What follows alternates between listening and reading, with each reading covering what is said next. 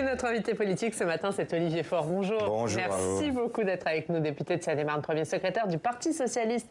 On est ensemble pendant 20 minutes pour une interview en partenariat avec la presse régionale, représentée par Christelle Bertrand du groupe La Dépêche. Bonjour Christelle. Bonjour Oriane, bonjour Olivier Faure. Bonjour à vous aussi. On va évidemment longuement parler de la loi immigration. Olivier Faure, le Parlement l'a donc adopté hier, un vote du Sénat, un vote de l'Assemblée nationale. Si vous aviez un mot pour qualifier la journée d'hier, quel serait-il? Basculement. Basculement, parce que ce qui s'est passé est très grave en fait. C'est le renoncement par le président de la République à tous les principes qui ont fondé notre pays depuis la Révolution française. C'est aussi la fin de quelque chose que nous avons connu jusqu'ici, le barrage républicain, et qui a permis à Emmanuel Macron d'être élu à 2 reprises président de la République. Parce que je vois mal comment aujourd'hui on pourrait demander à un électeur de gauche de joindre ses voix à la droite macroniste pour un scrutin, alors même que, en réalité, ils ne sont pas un barrage. Ils ont baissé le pont-levis et ils ont fait rentrer dans la loi tous les principes pour lesquels, en fait, Jean-Marie Le Pen se battait depuis 40 ans. Voilà ce qui s'est passé hier et c'est à regret que je le dis. Et j'espère maintenant, compte tenu de ce qu'est la crise interne à la majorité relative, que le président de la République aura cette présence d'esprit ce soir d'annoncer qu'il ne promulgue pas la loi.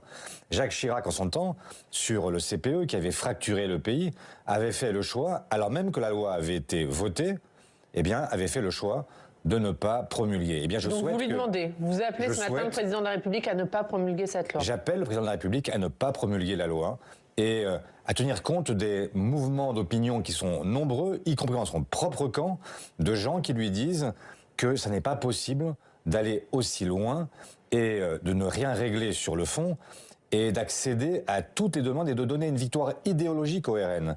Hier soir, si le RN n'avait pas voté avec les droites, eh bien le texte ne passait pas. Ils ont constitué de fait une majorité parlementaire sur la question migratoire, qui est une majorité RN, LR, Renaissance. Eh bien, c'est indigne. Mais Olivier Faure, on aurait pu dire la même chose. Si le RN n'avait pas voté la motion de rejet de la gauche, la motion de rejet ne passait pas non plus. Mais quel rapport faites-vous entre une motion de rejet avec la conjonction de votes qui n'ont rien à voir les uns avec les autres? Vous avez des gens qui considéraient que la loi n'était pas assez dure et d'autres qui considéraient qu'elle était déjà trop dure. Et donc, vous avez eu en fait une conjonction de votes sur une motion de rejet. Mais là, ce n'est pas la même chose. Vous avez en fait des gens qui votent ensemble un texte qui a un contenu. Mais est-ce qu'elle a pas fait un coup politique, Marine Le Pen, au Sénat, sur un texte qui était à peu près similaire? On va revenir sur le fond, mais l'accord de la CMP, c'est à peu près le texte du Sénat. Les sénateurs RN s'y étaient opposés lors du vote du Sénat. Est-ce que là, elle n'a pas fait un coup politique en essayant de récupérer un accord? Mais ne cherchez pas partout là des histoires de politique aérienne, etc. Regardez le fond du texte. Que dit le texte? Il donne pour la première fois la possibilité de dire qu'il y a une préférence nationale en France, rompant avec le principe d'égalité, qui est un principe qui a fondé notre République. Et donc vous avez là, en fait, non plus une différence philosophique entre la Macronie et l'extrême droite, vous avez simplement une différence qui relève en fait du nombre d'années à partir desquels on peut accéder aux droits. C'est la seule chose qui les différencie. Vous avez là ça existe déjà pour certaines allocations. Le RSA, par exemple, il faut 5 ans de présence en France avant de le toucher quand vous êtes étranger. Non, mais on ne parle pas de la même chose.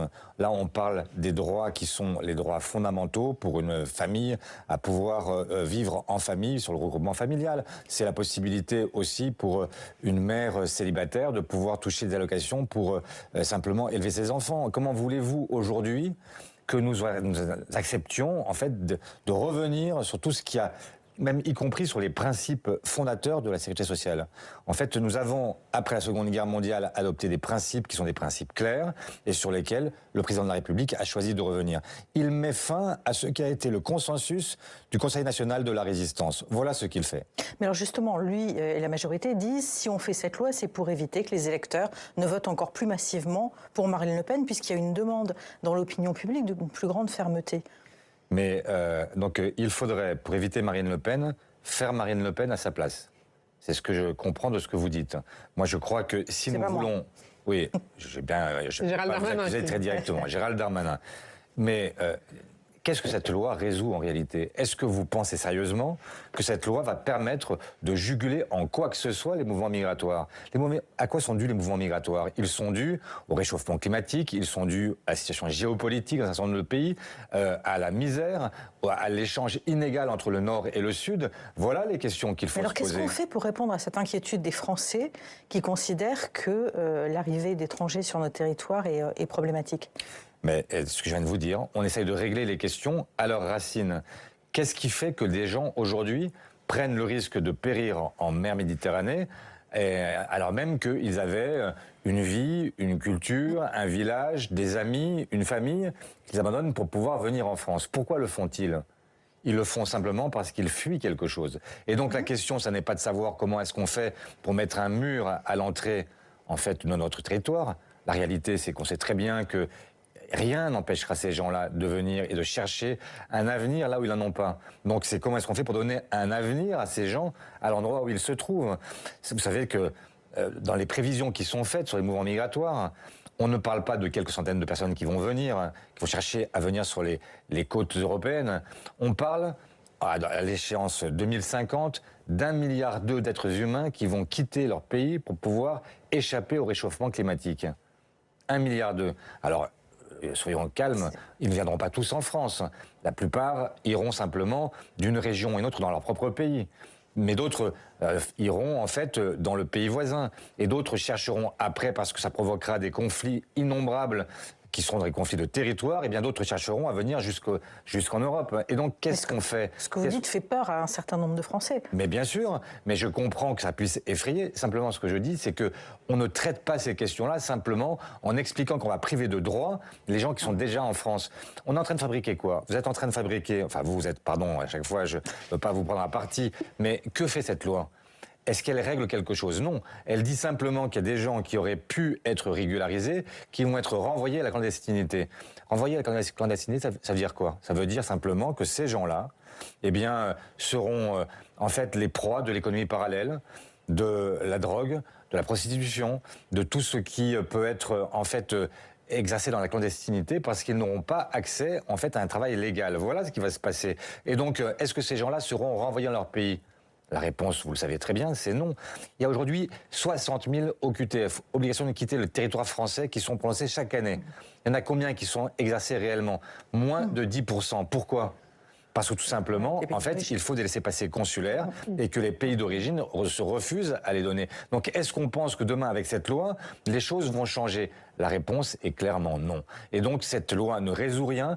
Elle crée des zones grises plus importante, elle fragilise et précarise des populations entières qui vont vivre dans la clandestinité et qui seront les proies en fait de tous les salopards qui aujourd'hui cherchent à exploiter la misère, et nous aurons en fait une population qui va en fait qui va vivre dans la marginalité.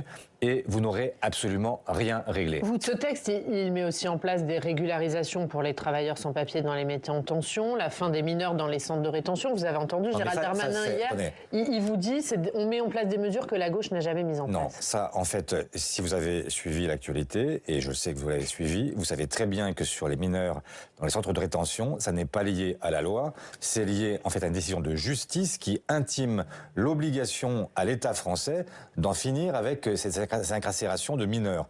Donc ça n'a rien à voir avec Gérald Darmanin. Mais vous avez entendu ce qu'il vous a dit hier? Il vous a cité ces deux articles, notamment ces deux mesures en tout cas, en disant mais nous on le met en place, la gauche ne l'a jamais fait. Mais c'est pas vrai. C'est déjà possible de régulariser dans les métiers, non seulement en tension, mais dans les métiers tout court. Simplement, aujourd'hui, il y a un verrou qui est posé par le fait que c'est l'employeur qui doit accepter, en fait, de parrainer en quelque sorte son sans-papier. Demain, ça ne sera plus le cas, et ça, c'est plutôt positif. Mais ils ont tellement restreint le dispositif qu'ils ont non plus accepté l'idée que ce soit, en fait, que ce soit un droit opposable. C'est simplement maintenant à la main du préfet et donc à la main de l'arbitraire préfectoral qui acceptera dans certains cas, dans d'autres refusera, et donc rien ne sera en fait garanti à qui que ce soit. Et donc on est là en train de fabriquer effectivement du désordre là où on considère. Donc rien ne trouve grâce à vos yeux dans ce texte. Mais écoutez, je cherche avec beaucoup de difficultés ce qui pourrait trouver grâce à mes yeux, parce qu'en réalité, même je vois que, enfin regardez, les présidents, en fait, des grandes écoles de commerce, HEC, l'ESSEC, etc., qui hier ont pris la parole, ce qui est rare dans notre vie publique, qui jamais ne prennent position sur quoi que ce soit, ont expliqué qu'on allait priver la France de son attractivité, que les étudiants étrangers ne pourraient plus venir en France, parce que désormais, on demandera une caution pour être sûr qu'ils repartent. Et donc on sélectionnera, y compris par l'argent, les étrangers qui peuvent venir en France, alors même que nous avons besoin de cet afflux. Je vous rappelle qu'en 2018, c'est le même gouvernement qui avait appelé, au contraire, à ouvrir les frontières aux étudiants étrangers. Pourquoi? Parce que les étudiants étrangers qui étudient en France, pour une part d'entre eux, ils participeront demain à la création de richesses, et pour une part d'entre eux, ils seront nos ambassadeurs partout dans le monde. Voilà ce que, en fait, c'est une politique de gribouille, et c'est une politique qui, hélas, est une politique sur un fond qui est un fond raciste, xénophobe. Alors vous avez demandé au président de la République de ne pas promulguer la loi. Vous avez aussi annoncé que vous alliez saisir le Conseil constitutionnel. Est-ce que vous savez déjà sur quel motif? Il y a toute une série, en fait, de dispositions qui contreviennent totalement à nos règles. Alors, à la fois les cavaliers, donc des amendements qui n'avaient pas de rapport direct avec l'objet de la loi au départ. Et puis, vous avez toute une série de dispositions qui, selon nous, sont inconstitutionnelles parce qu'elles ne répondent pas à la Constitution et elles violent un certain nombre de principes, notamment le principe d'égalité. Mais Gérald Darmanin le dit qu'il y a des dispositions inconstitutionnelles. Oui, enfin, Gérald Darmanin a cherché à rassurer sa propre majorité, enfin sa propre minorité présidentielle, pour essayer de lui dire, écoutez, on voit des trucs qui sont horribles, mais enfin, fermez les yeux, bouchez-vous le nez, c'est pas grave, de toute façon, le Conseil constitutionnel fera le ménage. Franchement, ça n'est pas très responsable. C'est même inouï de voir un ministre qui vient et qui dit, ma loi, elle est super mauvaise, mais ne vous inquiétez pas, votez-la, les yeux fermés, parce que de toute façon, d'autres feront travailler à notre place. Mais votre démarche, quelle est cette conception du votre démarche pourrait faire tomber l'ensemble du texte ou uniquement certaines mesures? J'imagine certaines mesures. Je ne pense pas que le Conseil constitutionnel puisse détruire l'ensemble de ce qui a été fait. Mais c'est bien malheureux parce qu'en réalité, enfin, c'est pas son travail. Il n'a pas, lui, vocation à faire autre chose que du droit. Mais pour la première fois, je le dis aussi, je le répète, pour la première fois, nous avons en fait un législateur qui accepte de revenir sur les grands principes qui ont fondé l'identité de notre pays depuis la Révolution française. Emmanuel Macron hier disait que si le texte était adopté avec les voix du RN, il ne voulait pas qu'il demanderait une deuxième délibération au Conseil des ministres. C'est le cas. Ce texte est adopté grâce aux voix du RN. Vous lui demandez de le faire du coup? Bien sûr. Enfin, je lui demande de ne pas promulguer. Allons clairement, directement à l'objectif. Vous avez hier, et les calculs sont simples à faire, vous n'êtes pas d'accord sur les calculs, lui, donc ça n'a pas été adopté avec les voix du RN. Mais attendez, vous avez fait le calcul vous-même? Tout dépend comment on interprète la majorité, non. en fait. En fait, c'est très simple. Dans la vie publique, quand vous cherchez à savoir qui a la majorité, vous prenez l'ensemble des suffrages exprimés, vous divisez par 2, et vous mettez une voix de plus, et c'est ça qui fait la majorité. Hier, il fallait 268 voix pour pouvoir être majoritaire sur ce texte. Ils en ont eu avec les voix du MoDem, de Renaissance, d'Horizon et des LR, ils en ont eu 7 de moins. Et donc, ils ont adopté ce texte, évidemment, grâce aux voix du RN. C'est simple, c'est enfantin. Il n'y a pas besoin d'avoir fait, en fait, Polytechnique pour le comprendre. Et tous ceux qui vous disent le contraire mentent, parce que comme depuis le début, ils mentent systématiquement sur ce texte. Oui, ils disent que si le RN s'était abstenu, ça serait si Paris était... Enfin, vous connaissez la formule. Avec des si, on peut tout faire, y compris expliquer que le RN n'existe pas. Bruno Retailleau, il dit qu'il y a un seul texte qui a été voté, c'est celui du Sénat, et que donc le texte final ne pouvait que se rapprocher du texte du Sénat, répondant à ça, à la critique de droitisation. Est-ce que vous n'avez pas contribué à la droitisation du texte en votant cette motion de rejet, du coup? Vous savez que c'est complètement faux. Vous savez qu'une commission mixte paritaire, de toute façon, elle est convoquée. Motion de rejet ou pas, il y aurait eu une commission mixte paritaire. Il y aurait eu un texte de l'Assemblée, un texte du Sénat. Avec la motion de rejet, c'était un signal qui devait lui permettre de retirer complètement le projet. Mais là, le seul texte qui avait une légitimité parlementaire, du coup, c'était celui du Sénat. En fait, il y avait 2 textes. Il y avait le texte du Sénat et puis il y avait le texte issu de la commission des lois de l'Assemblée, puisque la commission des lois a délibéré.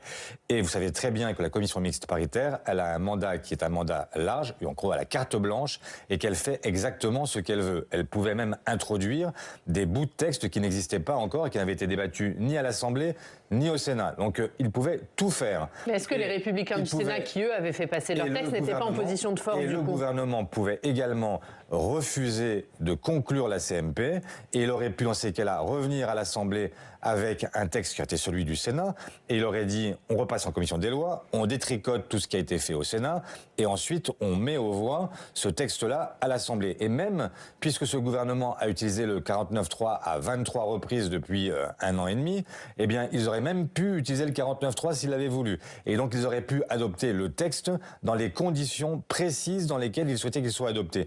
Ils n'ont rien fait de tout cela. Mais vous ne faites pas crédit à Emmanuel Macron d'avoir refusé le 49.3 justement sur ce texte et d'avoir dit dès le début on ne le fera pas passer par 49.3 ? Mais je ne lui fais crédit de rien du tout. Qu'est-ce que vous voulez que je lui fasse crédit, en fait? Voilà quelqu'un qui, en réalité, nous explique, quand il devient président de la République, la première fois, et je rappelle que il y a eu déjà un épisode tragique pour la France et pour le gouvernement de gauche à l'époque, c'était le débat sur la déchéance de nationalité. À l'époque, Emmanuel Macron s'en distingue en disant que lui ne l'aurait pas faite. Dans le texte que nous connaissons, il y a la déchéance de nationalité. Donc, il était, en fait, à ce moment-là, il se présentait comme celui qui avait salué Angela Merkel, qui avait été l'honneur de l'Europe, disait-il, parce qu'elle avait su accueillir 1 million de Syriens au moment du conflit, enfin, au moment de la guerre en Syrie. Cette fois-ci, il a été réélu avec nos voix. J'ai appelé, au nom des socialistes, à voter pour Emmanuel Macron au deuxième tour de l'élection présidentielle, pour éviter précisément que se mette en place le programme de l'extrême droite. Il a dit, lui, président de la République, candidat à l'époque, que ce vote l'obligeait et qu'il serait un barrage contre les idées de l'extrême droite. Que fait-il aujourd'hui? Il adopte mot pour mot, le programme du RN. Vous ne revoteriez pas pour lui aujourd'hui? Vous regrettez? Vous regrettez d'avoir voté pour lui? Je ne regrette pas d'avoir fait battre Marine Le Pen, mais évidemment, je regrette aujourd'hui d'avoir été finalement instrumentalisé par Emmanuel Macron, qui est coupable de haute trahison sur cette question. Donc vous ne revoteriez pas pour lui aujourd'hui pour faire barrage à Marine Le Pen? Vous considérez qu'il n'est plus un barrage à Marine Le Pen? Quelqu'un qui applique le programme de Marine Le Pen, et c'est le cas aujourd'hui, ne peut plus être présenté comme un barrage à Marine Le Pen. Et ce que je vous disais en introduction, c'est que ce qui s'est passé hier est extrêmement grave parce que ça me fait tomber aussi l'idée du barrage républicain. Comment voulez-vous que demain, nous puissions appeler à voter pour un candidat macroniste, si l'hypothèse devait se représenter, et j'espère qu'elle ne se représentera pas, mais comment voulez-vous que nous appelions à voter contre l'extrême droite alors que les gens qui sont en face vont appliquer le programme de l'extrême droite? Mais vous l'avez entendu hier, Gérald Darmanin, dans son discours devant les députés, il vous a accusé, vous, la gauche, de trahir le peuple. Ben, en quoi trahissons-nous le peuple? Il dit vous trahissez le peuple sur la question du travail, sur la question de laïcité. Mais en quoi trahissons-nous le peuple? Nous sommes vous l'avez entendu, son discours. Nous sommes, nous, pour régulariser par le travail. Nous sommes précisément pour dire que c'est le travail qui permet l'intégration. Donc comment peut-on dire des choses aussi définitives et aussi fausses? La réalité, c'est que Gérald Darmanin a toujours, en fait, et un discours qui est un discours en réalité populiste. Il est en train d'épouser complètement les thèses qui sont celles de l'extrême droite. Et je rappelle que le même trouvait que Marine Le Pen était trop molle par rapport à lui. Bien, malheureusement, il en fait la démonstration. Alors aujourd'hui, hier plutôt, une 60aine de voix ont manqué à la majorité de députés de la majorité qui sont abstenus, ont voté contre ce texte. Plusieurs ministres aujourd'hui menacent de démissionner. Est-ce que pour vous, on assiste à une recomposition du clivage gauche-droite, puisque c'est essentiellement des députés et des ministres issus souvent du PS qui ont cette position aujourd'hui? Ce qui est sûr, c'est que c'est la fin d'un mythe. Il s'est fait élire la première fois en expliquant qu'il était et de gauche et de droite. On a compris assez rapidement qu'il était de droite et de droite. Et depuis hier soir, on a compris qu'il était de droite et d'extrême droite. Vous dites aujourd'hui Emmanuel Macron est d'extrême droite.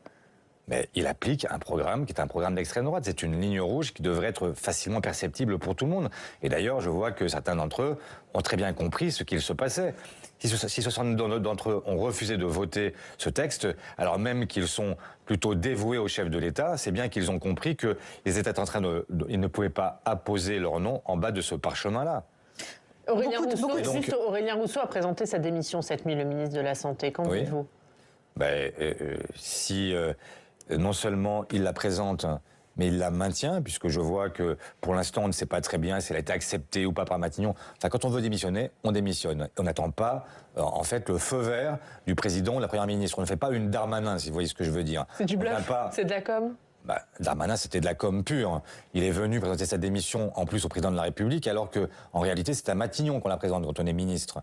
Enfin, quand on a un peu lu la Ve République. Bon, c'est pas visiblement, depuis quelques jours, on comprend qu'ils ont une vision des institutions qui leur est très singulière, puisque y compris la séparation des pouvoirs, et ça, tout ça n'existe plus avec eux. Mais enfin, la réalité, c'est que Darmanin n'a jamais voulu démissionner.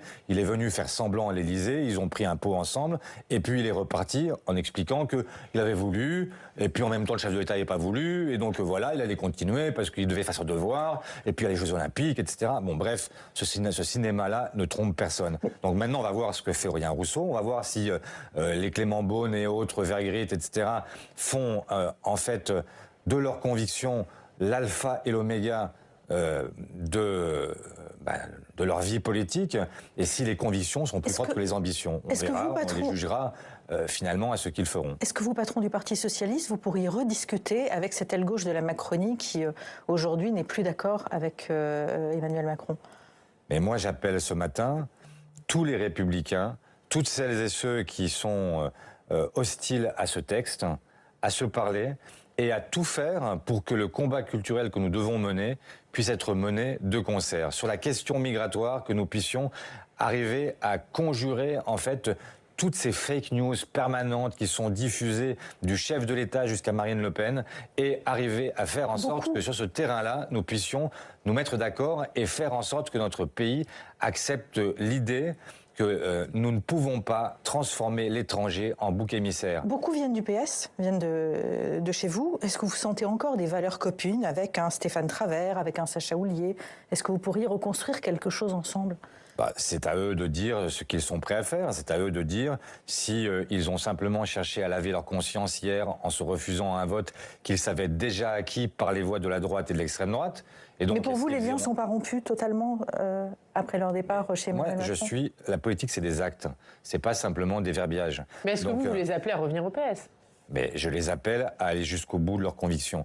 Si hier soir, leur vote était simplement une façon de laver leur conscience, en sachant très bien que le texte serait adopté grâce aux voix du RN et aux voix des Républicains, eh bien, s'ils veulent aller jusqu'au bout de leurs convictions, ils doivent rompre avec un pouvoir qui est un pouvoir qui a fait le choix d'un texte raciste et xénophobe. Ça, c'est effectivement quelque chose que j'entendrais et que je comprendrais. Et ça, ce serait un acte qui serait un acte puissant, un acte fort, un acte fondateur qui les qualifierait effectivement pour retrouver le reste de la gauche.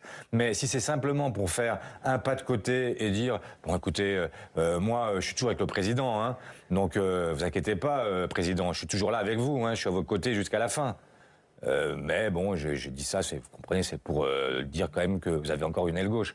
Bon, ça sert à rien. Une aile gauche qui serait en fait prête à approuver un texte d'extrême droite, ça ne sert à rien. Hier soir, Manuel Bompard a demandé une réunion de la NUPES pour prendre des initiatives communes. De son côté, Jean-Luc Mélenchon a proposé un bilan pour repartir sur de bonnes bases.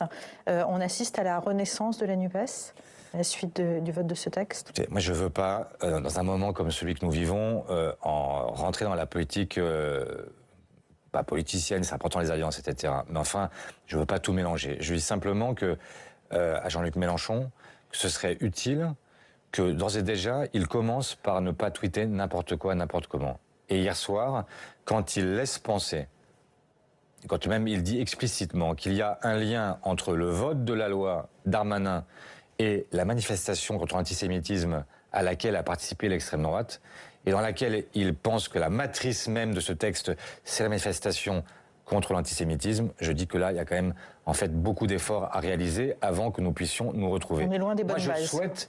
Moi, je souhaite que la gauche puisse se retrouver, mais sur des bases qui soient des bases claires, des bases qui soient en fait entendables par tout le monde, que nous puissions continuer à parler à l'ensemble des Français, à nous élargir en direction de toutes celles et ceux qui hier ont dit non. Je pense au Secours catholique, je pense à la France Terre d'Asile, je pense à la CFDT, je pense à la CGT, je pense à toutes ces organisations qui ont dit non au chef de l'État et qui ont dit qu'il n'était pas possible d'accepter de renoncer à nos principes les plus élémentaires. Un dernier mot, Olivier Faure. Emmanuel Macron doit prendre la parole ce soir. Qu'est-ce que vous en attendez ? Je vous l'ai dit, je souhaite que, compte tenu de l'émotion suscitée, y compris dans ses propres rangs, il renonce à promulguer ce texte. Juste pas de promulgation. Vous attendez rien d'autre du chef de l'État? Que voulez-vous que j'attende de lui? En fait, pour l'instant, j'ai l'impression quand même qu'il n'était pas prêt à faire un compromis quelconque avec la gauche. Le choix qu'il a fait, ça a été toujours de négocier avec une droite extrémisée qui vivait elle-même sous perfusion de l'extrême droite. Et donc, est-ce que vous avez vu, dans les suspensions de séance de la CMP, Madame Borne inviter un leader de gauche, quel qu'il soit, à venir discuter avec elle? La réponse, évidemment, est non. Et depuis 1 an et demi, ils n'ont de regard, d'yeux, de chimène que pour la droite extrémisée. Et donc, nous n'avons absolument pas de choses à attendre du chef de l'État. En revanche, lui devrait prendre conscience de ce qu'il fait. Il a annoncé pour janvier une grande initiative qui devait rassembler tous les Français parce qu'il faut de l'unité, etc. dans ce pays. Oui, il faut de l'unité. Eh bien, quand on veut de l'unité, on commence par ne pas fracturer jour après jour son pays. Il l'a fait il y a moins d'1 an sur les retraites. Il le fait à nouveau aujourd'hui sur la loi immigration. Il est temps qu'il soit le président de tous les Français. Merci Olivier Faure. Merci beaucoup d'avoir été notre invité. Christelle, la une de la Dépêche, c'est la loi immigration. La loi empoisonnée, c'est à la une de votre journal. Merci Christelle.